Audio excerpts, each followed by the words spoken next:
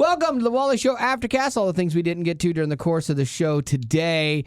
And we're kind of talking about like the things that you run into in life that you meet resistance and you're like, okay, I just want to quit. I'm not doing this anymore.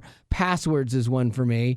I am just beside myself with that. And I'm good about, I keep password folders on my phone, on my computer. Like I know what my passwords are. I know where they are. But I also don't know many people that complain about it as much as we do. Maybe it's because we're around each other all the time and we see our frustrations with it firsthand. I hear my parents complain about it. I know I complain about it. I know you complain about it. Yeah.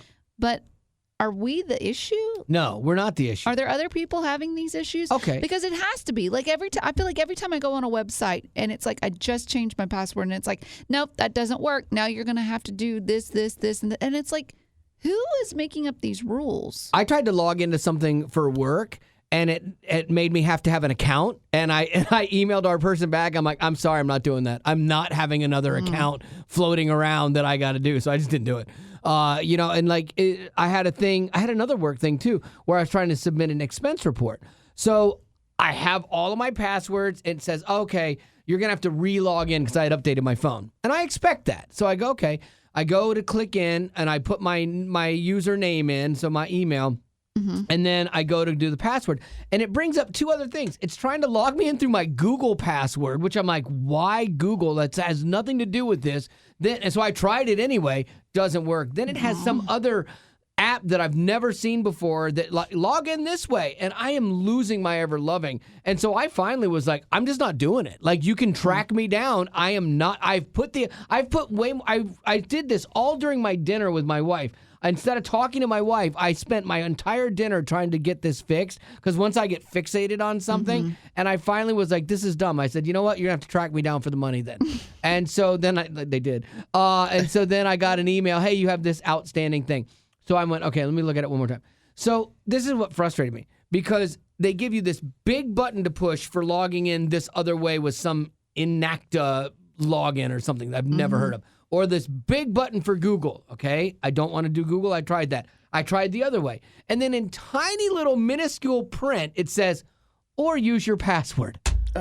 Why does that not have a big button? If that had a big button, I would have hit use my password. And guess what? When I used my password that I know, I got right in. I get it. It drives me insane. I know. I think everybody has to deal with this stuff. And maybe we're just more vocal about it, or we're just around more things that are frustrating. Maybe. Like maybe because we have so many accounts for everything that we do for our jobs that maybe that's it. Like other people maybe don't have as many. Yeah, because if you're on a construction site, you probably don't have to deal with it near as much. Right. But I think that technology is just becoming so prevalent in so many different industries. The thing is that whenever you see these commercials for, all-in-one app or all-in-one this or that, like it's just not true. Right. Like there's just a million things. Even for my wife at the church, like I think she uses, even for my 5-hour-a-week job at church, I probably use 3 different like systems, logins, software. Like it just feels like they have to have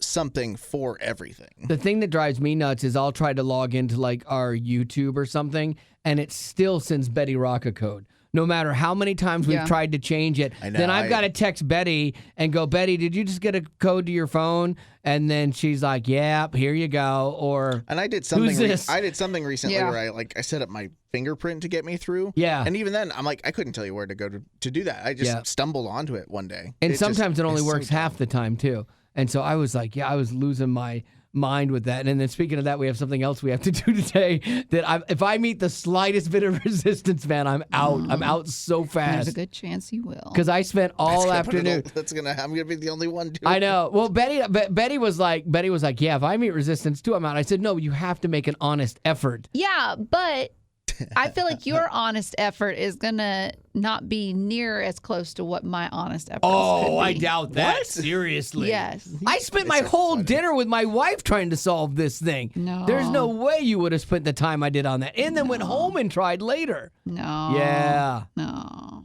I'm committed. I want to watch both of you do it when we get back into the office. Oh, we'll go see if we can log in. Because we could be, here's one of those things. Don't help us. We could be, no, I know, I have to go. But like this could be one of those things where we're writing a narrative Yeah. and you guys could pull up your app. Oh, And it'll be work like, right away. It's you're logged in. You're fine. It'll work right away for me. I know it will. So What do I'll you have to want there. though? Not to work. I have too much stuff to do today, man. Yeah. Like, I got pushed back yesterday 3 hours, and so I got home because we had to do another thing. And so 3 hours, I ended up going home. My work didn't stop. I still had to work, and so I finished editing this video at 7 o'clock at night. You know, and so it's like, yeah, it doesn't stop, man. But I'm not going to complain because I still love what we get to do, even on its Passwords, bad we days. can complain 100%. about the passwords. 100%.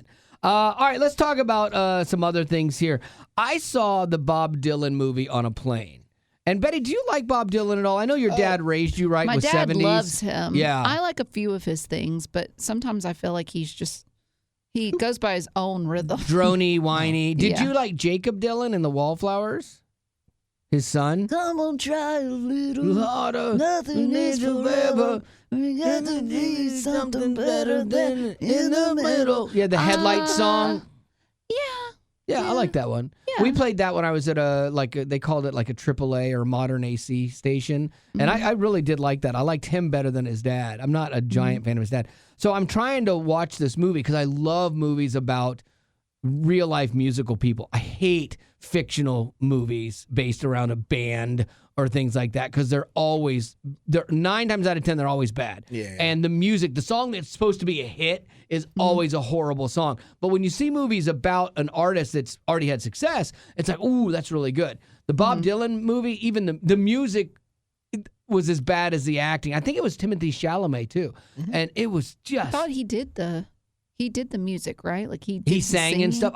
I don't know if he did. He probably did. I think he did. I We think have I another remember one that. coming out here soon. Bruce Springsteen. And Jeremy Allen White. is going Yes. to be singing. That's the whole Yeah. reason I brought this up because Okay. he is playing.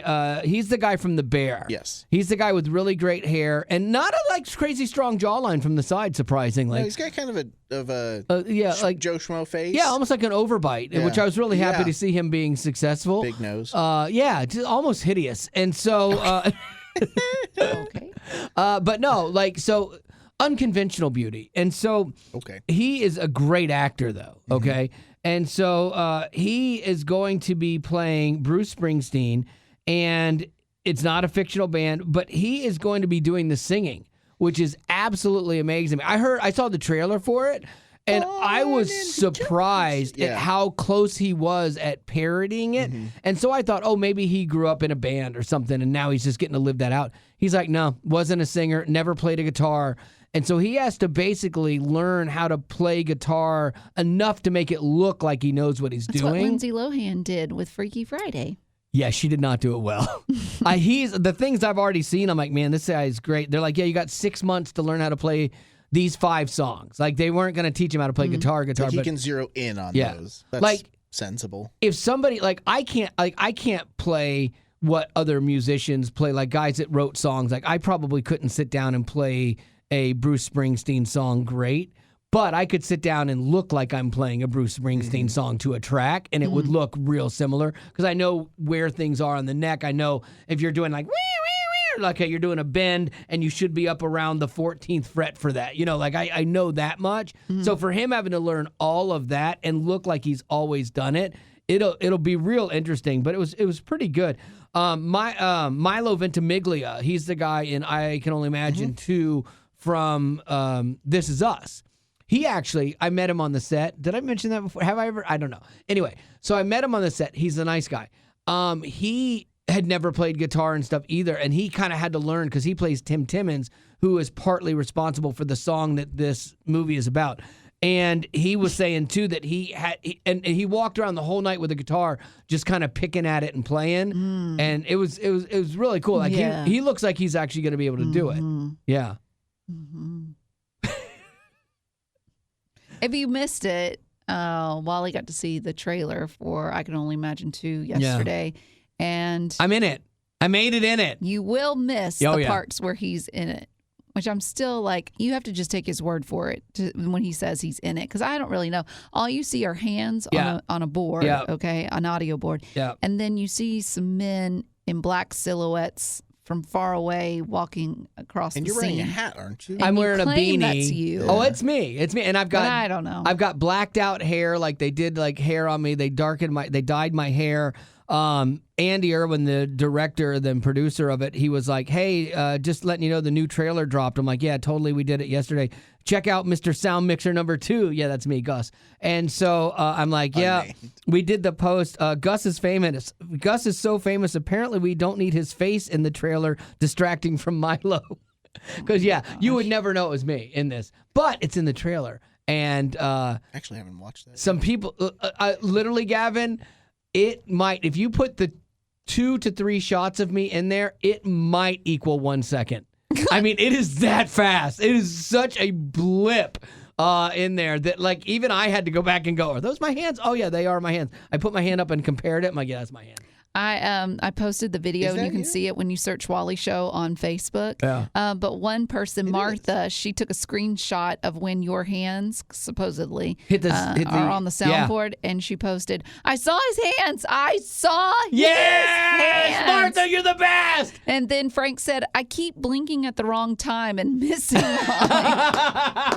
Oh, yeah. So good. Yeah, those are your hands. Brooks, Yeah. Brooks said, "Just had a conversation with my 10-year-old yesterday about this. He now wants to watch the first one just to find Wally and has plans to watch the second one Nice. too."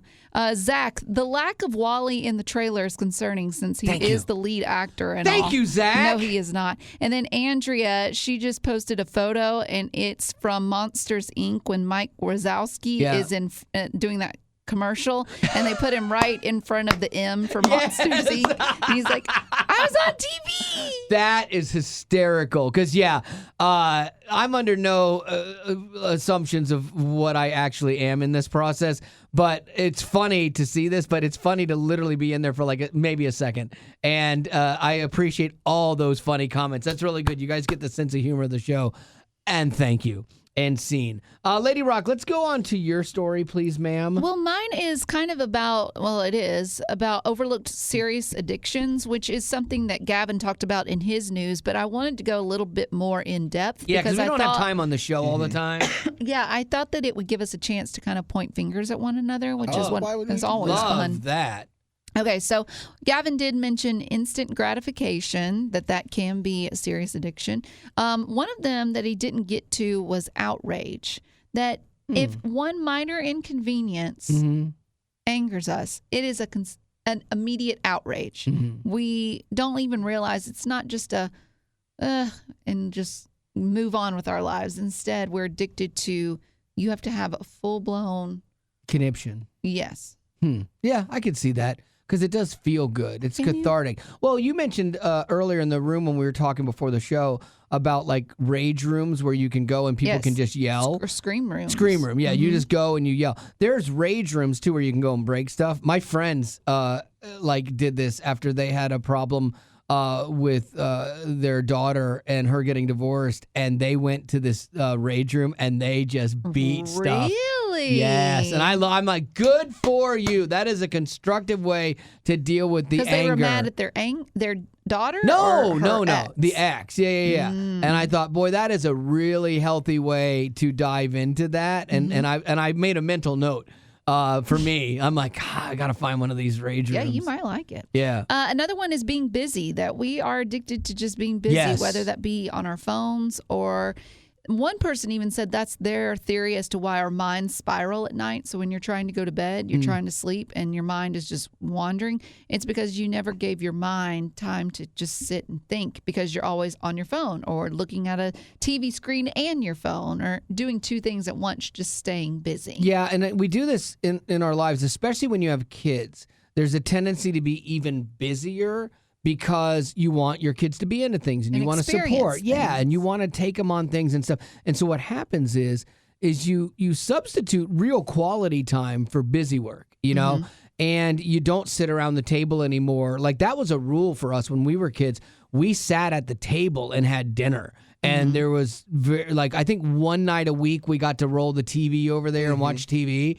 But like I know I was bad about that with my daughter because there were times I would work during dinner and have my laptop there and I would be having conversations, but I'd also be doing email, you know? And so, and I still do that with my wife. And so I've got to get better about that. But yeah, the busyness is something that we stay so busy. Like, there are these people that they're like got their kids in travel sports. And when do travel sports play? On the weekend, every Sunday. And so you're in a travel sport more than you're in church, and that has a toll. Yeah. I always felt bad about like doing the travel soccer thing growing up. I always felt bad because I feel like I took my siblings' weekends away. Yeah, and your siblings were like, "He's not going to make it, Dad." And he didn't. He didn't. I'd be so mad at you if I was your brother or sister. Yeah. No, I felt like they just did not get to have normal weekends sometimes. And like we all saw it. We knew he wasn't going to be MLS. Why did you keep dragging us to all these things? He's 5'6", Dad. Like, get him out of here. Paying good money for that. Another thing that we overlook as a serious addiction could be the dependence on others' opinions. We put too much weight on other people's opinions instead just be more independent. I know a person that's crippled by that. Like, she'll ask you, and it's not you, I'm not doing it veiled. That's what I thought. No, Betty doesn't care. No, but she'll ask you a bunch of times, what do you think of this? What do you think of this? What do you think of this? And it completely alters her decision-making process. And for me, I might get some counsel from somebody on some things, but I typically go with my gut on most things. I don't feel I need the outside validation on things. Like there will be times where my wife goes, "You gonna wear that?" I'm like, "Yeah, I don't care." Well, I would say for you, it's odd are the things that you don't care about and the things I do. That you do care about. 100%. Like for instance, the drive-through. 100%. Any place you don't want people to think ill of that I'm inconveniencing them because I hate it so much that I don't ever want to be that guy. Yeah, and so, but then you can be the biggest squeakiest wheel, and you're like, so what? Yeah. Deal with it. Yeah. Yeah. And then finally, this is something that Wally and I were talking about recently, overconsumption. So we are... Not alcohol. No, but it's about buying things. So Stanley Cups, TJ Maxx hauls. Retail therapy, man. I know. I went to Home Goods recently, and I was talking to my mom, and I was like, this is really fun. Like, just to meander around, and if I see anything, Target's sure, dangerous fine. for us. Yeah. Oh, yeah. But Wally was saying, he said something like he was just in a buying mood. Yeah. He didn't know if it was bored or... Yeah, depressed. I don't know. I know when we lived in California, like, I was making bank working for Radio Disney, and we had just had our daughter. My wife did not want to move. And I moved the family anyway, which was, I highly recommend that. That makes for a fun 3 years. But like we would go to the mall, we'd take our daughter out, we'd walk around. So we got out, but we would go to the mall every weekend. And we just bought so much stuff. I mean, like I never walked around with less than $200 or $300 in my pocket. I always had a couple $100 of cash in my pocket, and we would just, whatever, here you go, because it was different tax bracket, different time. But I think a lot of it, because my wife was so not happy, and I think a lot of it was that retail therapy, Yeah. And we didn't know anybody at first, too, so we were bored.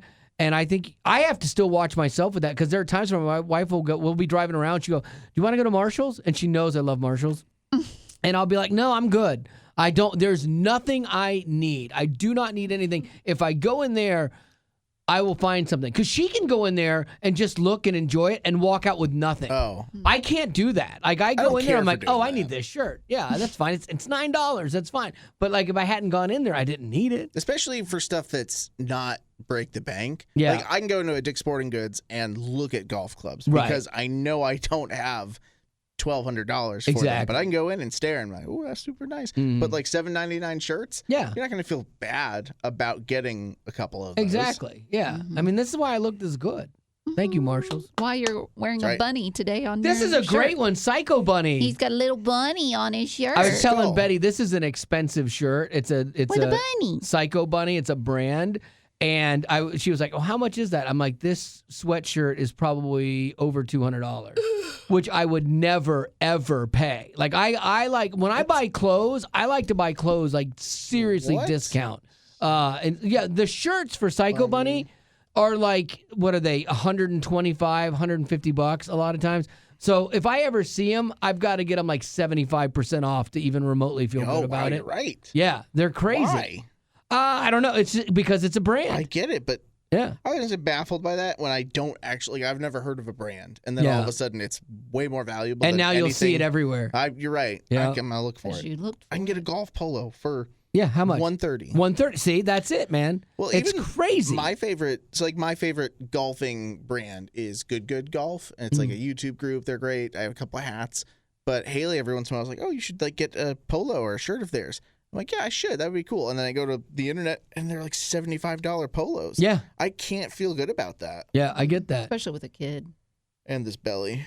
So now that brings up the question. Do you buy, like, let's say you're going to spend $75 on a polo. Okay. Do you buy it for the shape you're in now? or you're like, okay, I'm going to wear it now, but it'll be big on me later, or do you like buy it as a little smaller to give yourself inspiration to get into it? No, because I never know if I'm going to get to, like, will I actually get to the shape that shirt's going to fit? Maybe. And if I don't, then I wasted the money. Whereas if I buy it for now and I shrink, tuck it in a little bit, or just, like look like I'm wearing a little bit baggier of a shirt. Because I have a couple shirts that I bought when I was bigger and I loved, but now they look weird on me, and so I don't wear them anymore, and I don't like that. But I have had a couple things that I bought.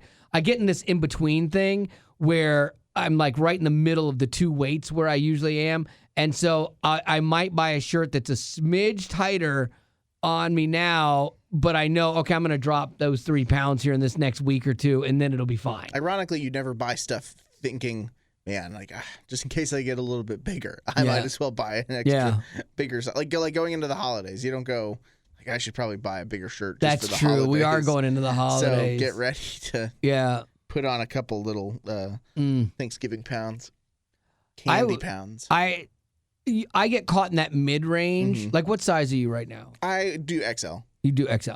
I get in that mid range where a large in a lot of shirts. And they're also different. Kind of like girls complain about jeans. Super annoying. It's really different. Guys' shirts are like girls' jeans. And so, like, there are some things that if I get it in a large, I swim in it. And other things, like, there are certain brands I know, like Denim and Flowers. I know their button-up shirt. I know it sounds super girly, but they're really cool shirts. If I get a button-up shirt, I have to get a large. If I get, like, a pullover shirt or, like, a polo shirt, it's a medium. So I know that brand, or Cactus and Company is another one. Yeah. But why didn't you use that one instead of Flowers? Because I like Denim and Flowers better. Of course you do. I think their prints are so much nicer. Let me make that just made Here's How Betty Hears the Show, didn't it? And so I will definitely find stuff that I'm right on that middle ground of, and then I'm not sure, do I buy up or buy down? And I hate that. Oh, I get it. I will say that at one point, this one was a long time. Like, I lost a lot more weight a few years ago, and when I got down to a certain size, I was able to do the large shirt for the first time in a while, and that was super, super neat. Yeah, I haven't worn a medium T-shirt probably since maybe the middle of high school at this point, and that's like I was a pretty small guy, but then partway through high school, I started like doing the actual like lifting weights and getting ready for like to be like a stronger soccer player and all this stuff. And then college was cafe or dining hall and free. Buffet. Well, not free, but I got but you don't spent a lot your of money. Parents. Yes, you spent a lot of their money. Thanks, mom and dad. Yeah.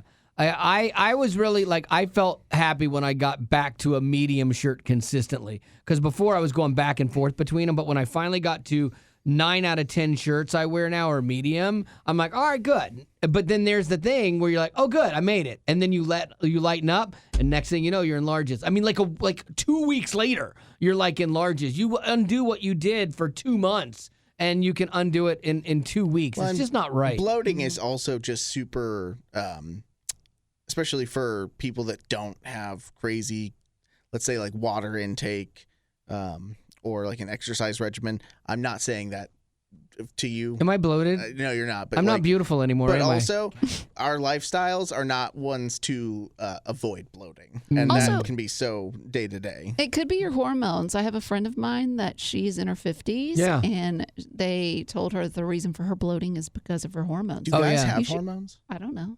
You should get your hormones tested. Guys, testosterone is a big thing for guys. Like you right. lose testosterone, and not me, man. Like I can't grow facial hair more than what I have, but like no, you have plenty of facial hair. I think I'm good. Yeah, I can't grow hair on my head. No, I think testosterone is something that guys still deal with. Women definitely, like after menopause, get that belly bloat and stuff, and they have trouble getting rid of that, no matter how many exercise. Not all of them, but some do. Yeah, well, it's just hard too because again, I just go back to this calorie thing, which is what I believe in. If your calorie goal is let's say your normal number should be 2,000 calories, it is much, much harder to eat under that, to go, let's say, like I have to dial in and eat 300 less than 2,000, than it is. It's a lot harder to do that than it is to eat the extra 1,000 calories, depending on what kind of stuff you drink, dude. You could how you snack. Go to a restaurant like some places like Cheesecake Factory, and your cheesecake alone is going to be half of your calories for the day. I mean, it's so easy to put on. Good. I know it is. Nice. It just depends so on how easy. often you do it. If you splurge, that's fine. But yeah, if your day is wake up, have a nice like sugary coffee, have breakfast, have a snack here and there, have lunch, have dinner, and then end your day with like a snack like ice cream or something, like you're never gonna catch up. I had a chicken biscuit for breakfast the other morning when we did lunch here or breakfast here. Then I had movie popcorn for lunch. And then I had diet drinks or water all day. And then I had for dinner, my wife was hungry because she didn't have breakfast. And so we went to Culver's because she loves Culver's. And so she got like a kid's meal, which she always does. And I got pretzel bites that I shared with her. Like that was my whole intake for the day. And I know that sounds like I'm eating like a child, but. Because you are. Maybe. But like if I felt like I wasn't like satisfied, then it would be like, okay, you're seriously doing this like eating disorder thing.